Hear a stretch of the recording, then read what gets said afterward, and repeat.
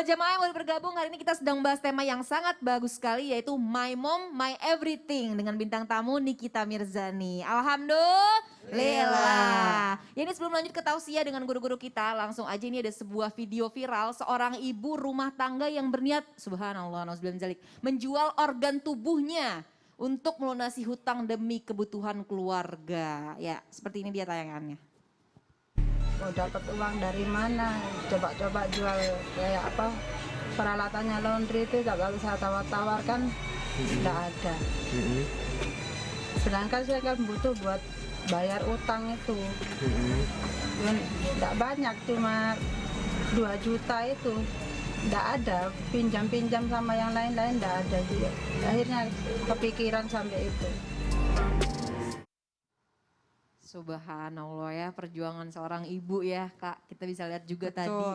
Apapun dilakukan ya buat keluarga dan anak. Benar, Masya Allah. Nah Ustadz Syam, ini bagaimana sih Ustadz Syam dalam Islam sendiri mengajarkan para wanita nih, terutama single mom ya, yang berjuang mencari nafkah, bahkan mengurus anaknya sendiri agar tetap semangat dan tidak mengambil jalan pintas nih yang tidak diridhoi Allah seperti di video tadi. Mohon izin, silakan Ustadz Syam. Baik, bismillahirrahmanirrahim. Tapi guru-guru Ustadz Maulana, Kak Aca, Kak Niki yang dimuliakan Allah Subhanahu wa taala, serta para alim ulama yang dimuliakan Allah Subhanahu wa taala. Rabbi shrah li sadri wa yassir li amri wahlul 'uqdatam min lisani yafqahu qawli. Pantas saja Rasulullah sallallahu alaihi wasallam sangat memuliakan seorang ibu, sangat memuliakan seorang wanita sehingga dikatakan ummuka ummuka ummuka tsumma abuka. Ibumu baru bapakmu. Kenapa? Karena ternyata banyak sekali perjuangan-perjuangan yang tidak bisa kita pernah bayarkan sebagai seorang anak, bahkan setetes daripada darah beliau ketika melahirkan, kemudian setetes daripada air susu beliau yang kita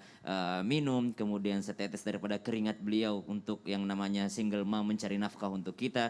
Bahkan teman-teman sekalian, di bulan Ramadan ini cobalah perhatikan ibunda kita yang bangun duluan untuk masak sahur untuk kita, dan subhanallah kita beruntung tidak seperti di video tadi. Nah sekarang pertanyaannya, bagaimana dalam Islam mengajarkan atau memberikan semangat, memotivasi kepada para wanita agar tetap berjuang dan mereka bertawakal kepada Allah Subhanahu wa taala.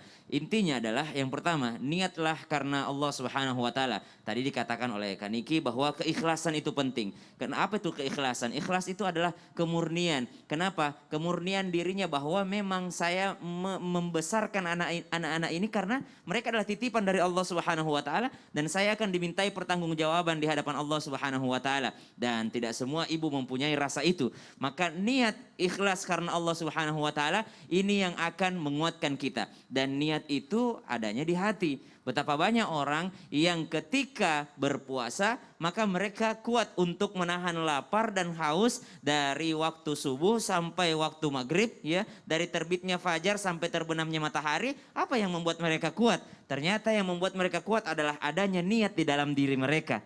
Maka perbaiki niat kita. Orang kalau nggak makan aja beberapa jam gitu ya, jangankan dari subuh sampai maghrib, nggak sampai seperti itu. Subuh sampai zuhur aja, kalau nggak pakai niat, itu kita kelaparan. Itu kita kehausan. Orang puasa juga kelaparan, kehausan. Tapi yang memotivasinya adalah niat karena Allah Subhanahu wa taala. Saya ini niat ibadah, jadi saya harus kuat, saya harus kuat, saya harus kuat. Maka yang pertama, motivasi untuk para ibu, para single mom, dimanapun Anda berada, maka subhanallah, niat karena Allah itulah yang akan menguatkan kita. Subhanallah. Yang kedua, apalagi di dalam Al-Quran terdapat kisah yang luar biasa tentang seorang ibu lagi. Ibu siapa? Ibunya Nabi Musa alaihi salam. Di mana kata Al-Quran, laula arrabatna ala qalbiha litakuna minal mu'minin. Seandainya kami tidak melepaskan hatinya, maka dia tidak akan pernah beriman. Tapi ibu Nabi Musa beriman kepada Allah, bertawakal kepada Allah setelah taat akan perintah Allah. Disuruh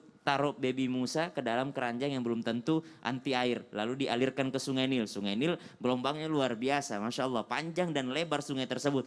Ibu Nabi Musa tidak pernah tahu anaknya ini akan kemana. tapi ternyata tetap taat kepada Allah Subhanahu wa taala, ditaruhnya di situ lalu beriman. Tapi syaratnya Allah yang melepaskan hatinya. Maka kekuatan terbesar seorang wanita adalah ketika mereka memperbaiki niatnya dan menyandarkan semuanya kepada Allah Subhanahu wa taala. Bukan berarti sandar aja kepada Allah, tidak. Bukan berarti tawakal aja. Tawakal itu apa sih? Orang keluar rumah tuh baca apa? Bismillahi tawakkaltu 'alallah. Ya, dengan nama Allah saya bertawakal kepada Allah. Tapi syaratnya keluar rumah dulu gitu. Ada orang bertawakal nggak pernah keluar rumah, nggak mau ngapa-ngapain, nggak mau kerja. Tidak, tawakal itu dibaca pada saat keluar rumah, pada saat mau kerja. Subhanallah. Semoga kita semua kuat menjalani ujian dari Allah Subhanahu wa taala. Wallahu a'lam. Amin, amin ya rabbal alamin. Ya, Masya Allah. Jadi tadi ya jamaah sekali lagi yang sudah diingatkan oleh Ustadz Syam. Pertama, perbaiki niatnya kita dulu dan insya Allah kita berusaha juga. Maka Allah akan beri pertolongan ya Ustadz Syam ya. Insya Makasih Allah. banyak Ustadz Syam. Ya lanjut nih, Kak Niki kayaknya udah gak sabar mau nanya dari tadi. Silakan Kak Niki. Iya, aku mau tanya sama Pak Ustadz, Pak Ustadz. Iya. Pak Ustadz ngantuk. Enggak dong. Nah Pak Ustadz, aku tuh mau nanya ya, namanya wanita mendidik anak pasti pakai perasaan. Iya. Apalagi kalau mendidik anak laki-laki suka beda sama anak wanita. Bagaimana cara seorang single mom mendidik anak laki-laki menjadi kuat dan mendidik anak perempuan supaya tidak lemah dan mudah cengeng? Oke, siap. Saya langsung jawab ya. Silakan. Lewat tausiah. Baik, bismillahirrahmanirrahim. Alhamdulillahirrahmanirrahim. Allahumma salli ala Sayyidina Muhammad wa ala Sayyidina Muhammad. Hari ini 10 Ramadan 1442 Hijriah. Mudah-mudahan kita mendapatkan keberkahan. Menarik sekali pertanyaan Niki Mita Mirsani tentang apa? Tentang mendidik anak laki-laki dan mendidik anak perempuan. Itu jelas beda sekali.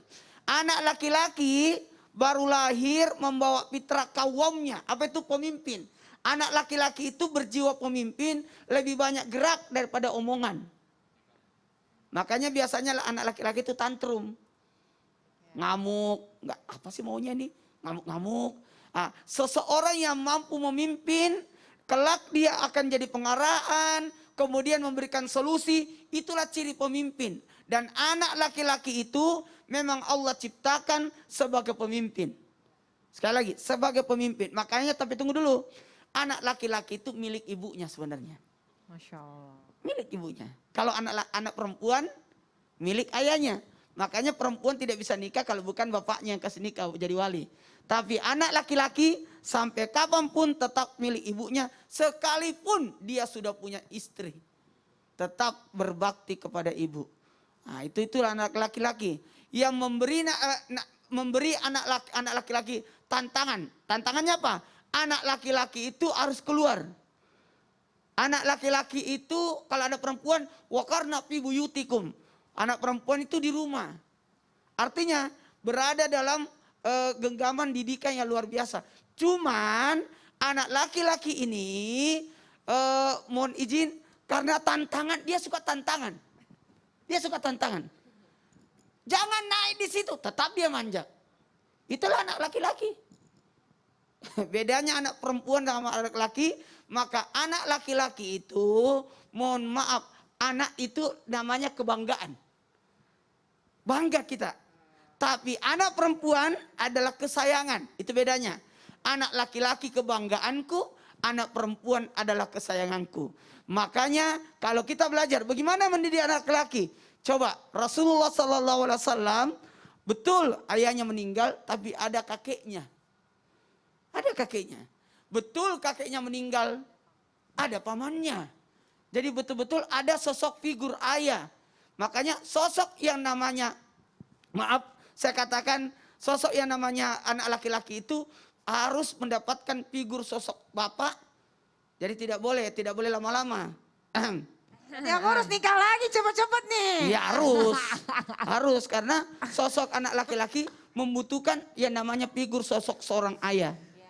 Apalagi sosok seorang anak perempuan butuh sosok ayah yang tempat dia bersandar, mengadu, mohon izin. Jadi karena tantangannya godanya lebih parah.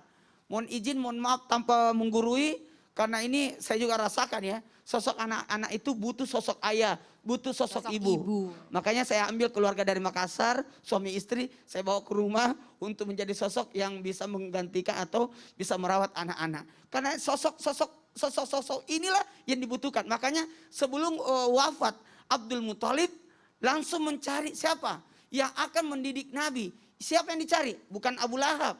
Bukan siapa. Tapi yang dicari adalah sosok ayah yang banyak anaknya. Siapa itu? Abu Thalib. Abu Thalib itu 12 anaknya. Bukan aku nikahin Pak Ustadz aja, Pak Ustadz kan 4 Iya. anaknya banyak. Bukan kode lagi. Kode lagi. Ini langsung ya. Baru saja kita nelpon Pak Haji tadi. Oh iya, Oh, pacar lagi nonton lagi. Ya jamaah seru banget ya hari ini ya, benar-benar kita dapat pembelajaran yang berharga nih ya. Jadi kita sama-sama belajar, anak perempuan butuh sosok ayah, anak laki-laki juga butuh sosok ibunya pastinya ya. Ya jamaah di rumah ini pasti udah gak sabar ya untuk menunggu pertanyaannya segera dijawab oleh guru-guru kita. Langsung saja kita masuk ke segmen Tanya Dong Ustadz. Kami semua tanya dong Ustadz. Masya Allah, terima kasih banyak buat semua jamaah yang sudah ikut dalam program Islamit Indah. Lewat apa? Menanyakan sesuatu yang sangat penting dan bisa jadi ilmu. Karena bertanya itu adalah pintunya ilmu. Baik, bismillahirrahmanirrahim. Begitu pula jamaah sedang mengamalkan ayat dalam Al-Quran. Fas'alu ahla dzikr. Maka bertanyalah, insya Allah kita akan mencoba juga menjawab daripada pertanyaan jamaah. Dan sudah masuk beberapa pertanyaan Ustadz. Namun kita pilih 2 pertanyaan yang insya Allah mewakili pertanyaan yang lainnya. Mohon izin Kak Aca, Kak Niki. Bismillahirrahmanirrahim. Dari Instagram. Assalamualaikum Ustadz, saya mau bertanya. Saya single mom, kerja di rumah karena pendapatan yang tidak mencukupi, akhirnya dibantu hidup oleh keluarga saya. Dan mantan suami saya beserta istrinya tidak pernah mengirim nafkah anak-anak saya. Kalau enggak saya minta ke dia baru dikasih. Mohon diberikan sarannya, baiknya saya harus minta atau diam saja seperti biasa. Tidak meminta nafkah anak-anak, biar saya yang tanggung sendiri anak-anak saya. Saya setuju kepada Kak Niki tadi, kata-kata yang luar biasa. Anak itu punya rezeki sendiri. Sekali lagi saya katakan, jangan pernah berharap selain Allah. Ingat, semua tubuh kita punya bulu, kecuali 2. Telapak tangan dan telapak kaki. Artinya kita berusaha untuk bergerak. Dan ingat, bisa jadi rezeki wanita lebih banyak daripada laki-laki. Bisa jadi. Karena alhamdulillah wanita itu atas apa yang dilakukannya ditekuni. Ditekuni. Jadi sekali lagi, taruhlah, kan aku bisa hidup kok tanpa bantuan suami, mantan suami maksudnya. Aku contohnya, Iya, 3 contohnya. anak, 3-tiganya nggak ada yang dinafkahi Nggak ada, mantan. nggak ada kiriman. Happy, Oh sudah. banyak duitnya. Masya Allah. Dia Allah kalah sebelum berperang Pak Ustadz. Betul. Jadi gini, Sabar. optimis, Allahus Samad, Allah tempat kita bergantung. Allah itu Tuhan. Tuhan itu apa? Rabbin Nas, Malikin Nas, Ilahin Nas. Yang bertanggung jawab atas kita. Apalagi ini bulan suci Ramadan. Rahmat Allah tercurah buat kita semua. Yakinlah. Jadi ingat, mohon izin, mohon maaf tanpa menggurui. Ingat, berdoalah, berharaplah hanya kepada Allah. Dan tidak akan kecewa kalau kita berharap kepada Allah. Oh subhanallah. Kayaknya Jadi dia tetap- harus DM aku deh, biar aku Kenapa? kasih tahu solusinya. Kasih motivasi. Iya, motivasi. Masa Oh. ngarepin dari mantan suami? Jangan. Biarkanlah Allah yang membuka pintu hatinya untuk Masya memberikan nafkah Allah. sendiri. Jangan diminta-minta. Masya Benar. Allah. Setuju. Semangat banget orang ini. Semangat puasa. banget loh hari ini. Perempuan jadi wanita jangan lemah. Harus kuat. Oh, Iya. Baik, kita lanjut pertanyaan yang kedua Ustaz. Tabe, Ustaz. Waduh, Waduh, telenya. mana hilang tuh. Pertanyaan yang kedua Ya. dari hamba Allah tadi Ustaz. Maaf, Ya. maaf. Tiga. Tabe. Ini Ustaz. Nah. Bismillahirrahmanirrahim. Assalamualaikum Ustaz. Apakah Waalaikumsalam saya warahmatullahi boleh merahasiakan identitas ayah dari anak saya? Dia rahasiakan identitas anaknya. Karena suami saya meninggalkan saya dan lebih memilih hidup dengan pelakor. Untung bukan Niki yang baca ya. Sedangkan saya sampai tidak bisa beli susu. Bahkan tidak bisa bayar listrik Ustadz. Sampai dikontrakkan saya sama anak gelap-gelapan. Dia yang nggak mikirin keadaan saya dan anak saya. Bagaimana jika suatu saat anak saya menanyakan ayahnya, saya tidak beritahu identitasnya. Karena saya nggak mau anak-anak saya sedih karena kelakuan ayahnya yang menggabaikan kami. Gimana tuh? Nah ini gimana Kalau Niki? aku, ini pribadi ya Pak Ya. Ustadz ya. Aku alhamdulillah sampai detik ini tidak pernah menjelekkan mantan-mantan suami aku ke anak-anak aku. Mantap. Itu pertama. Masya Biarkanlah Allah. nanti ketika anak-anakku sudah dewasa dia tahu dengan sendirinya. Hmm. Ya. Kedua, jangan pantang menyerah. Jangan dikit-dikit mengeluh, dikit-dikit mengeluh. Kalau kita mengeluh, Allah juga tidak akan memberikan rezekinya kepada kita. Ya, ini berdasarkan pengalaman ya. Pengalaman ini. Sekarang kita tanya Sasam, gimana jawabannya? Terima kasih Kak Niki dan Masya Allah dalam Al-Quran disebutkan bahwa diceritakan juga tentang Fir'aun. Jadi Al-Quran itu sosok yang jahat itu tetap diceritakan. Untuk apa? Supaya tidak dicontoh. Benar tadi kata Niki. Jadi di dalam Al-Quran sosok Korun ya kaya tapi sombong diceritakan. Fir'aun ya kesombongan juga. Orang-orang jahat itu diceritakan. Kenapa diceritakan? Untuk tidak diikuti. Biarkan anaknya mengenal ayahnya tapi jangan menjelekkan kata Niki tadi. Karena biar bagaimanapun kita tidak akan bisa lahir kalau tanpa orang tua. Ya, Ya supaya nggak dicontoh aja gitu. Subhanallah. Gak mungkin tiup bisa Ya, hamil, lahir. gak mungkin. Nggak Pasti mungkin. ada Ya. laki Ya. ada perempuan. Pasti jadi satu tuh ya laki Siap. perempuan nggak mungkin tiba-tiba ada ya kan Niki. Iya. Lanjut ya. Lanjut. Seru banget ya jamaah ya. Hari ini semangat loh belajarnya. Insya Allah. Nah, jadi seru kalau ada Kak Niki ya. Alhamdulillah. Boleh gak besok lagi ya? Lagi ya. Ini jadi semangat ya ke sini nih. Ya Ustaz Syam, Siap. ini boleh gak sih seorang ibu tuh bohong demi menghibur hati anaknya kayak misalnya nih harusnya bapaknya giran shift dateng minggu ini untuk jagain anaknya tapi bohong. Iya nih ayah gak bisa datang soalnya ini padahal ayahnya emang gak mau datang. Emang gak bisa datang. Nah itu sebenarnya boleh gak sih? Karena kan kalau lagi perceraian itu kan sif-sifan jam Aku itu suka bohong biasanya tuh ya sama Kak, ya. anak-anak aku. Heeh. Yang namanya bohong tidak bisa dilakukan. Biar bagaimanapun caranya tidak boleh berbohong sama anak-anak. Sama siapapun itu tidak boleh orang berbohong. Karena Tapi kalau kayak aku, misalkan gini, Ami, yang lain teman-teman aku dijemput semua sama dedinya. Dedi aku mana? Oh, Aku kan Nabila. terpaksa harus berbohong Nabila, dan aku oh. meneteskan air mata. Nabila. bilang, oh, "Dedinya ya di Allah. Dedinya di bulan lagi jadi astronot. Jadi nggak bisa jemput Aska. Itu gimana Pak Ustaz? Tapi pun akan manjo sinam Pepi pengen dijawab. Jadi sinam Pepi insya Allah. Aduh. Ba'da hada insya Allah. Mulai rooming nih ya. Rooming apa, Apa tuh? tuh, Ustaz, Karena tadi artinya? guru saya pakai bahasa Makassar, saya juga pakai bahasa Makassar. Oh, Masya Kalau Allah. gitu nanti lah insya Allah. Iya, terima kasih banyak. Ustaz-ustaz kita semuanya nanti akan kita jawab ya jamaah. Masya Allah tetap di Islam itu indah. Jamaah, Alhamdulillah. Berbohong begitu.